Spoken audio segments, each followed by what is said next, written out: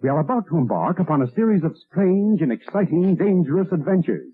Adventures that will lead us to all parts of the world. Hello and welcome to another Bad Comic Review. This time we are looking at Batman, Volume 1, Issue 224. This issue was written by Denny O'Neil, with art by Irv Novick and Dick Giordano, with editing by Julius Schwartz. Covers by Neal Adams, inks by Dick Giordano. This story is called Carnival of the Cursed, and it's a complete self-contained issue. Batman finds out that somebody tried to rob and ended up murdering a jazz performer named Blind Buddy. Now, Charles Blind Buddy Holden was very beloved, and Batman goes to his funeral because apparently Batman's a jazz fan and he was a big fan of Buddy's. But at the funeral, some people try to create some havoc, and that's when Batman meets a guy named Moloch. Moloch has some strange deformities, but they also make him incredibly agile and fast and amazingly strong. He's able to throw Batman around pretty good, but of course that's not going to stop Batman. A mysterious person known as Rufus Macabre tries to buy Buddy's things off of his friends, who are obviously indigent, but they turn the money down because they don't want to sell him their friends' belongings. This guy also tried to buy somebody named Moose Burton's items as well, so Batman figures there's something going on, and his new friend Max Dill ends up getting kidnapped right as the Mardi Gras parade is kicking off, and Batman ends up on an old steamer where things go horribly wrong, and he's tied to the paddle boards, and they try and drown him. Batman, of course, ends up in a fight with Moloch, and we learn that Moloch is after something that was etched on the trumpet of Buddy's. We find out that it leads to some sort of treasure, which is just very nebulously mentioned. But overall, it was a very interesting story. It probably could have been a two-parter, and they could have elaborated a little more on the treasure and what exactly that was. Was it master recordings? Was it gold? Was it just a big pile of money? It's a little unclear. So Moloch's motivation is just generic wealth. But he is an interesting villain because he seems to be a very bitter person who's just looking for money to compensate for his deformities. And his deformities actually give him massive edges in fighting, so he probably could have used that for good instead of selfish gain. This story comes as Batman is trying to be reinvented by the writing staff, somewhat more mature of storytelling, definitely darker than the campy stuff of the late 60s. So while right around issue 200 this transformation was beginning to take place, it's in the letters that you really see the mixed reactions to it and how the change from the campiness to the more serious, grim, dark. There are people that don't like it in either direction, so it's kind of interesting to see the letters pages on these issues around this time. But the art in this issue is phenomenal. It's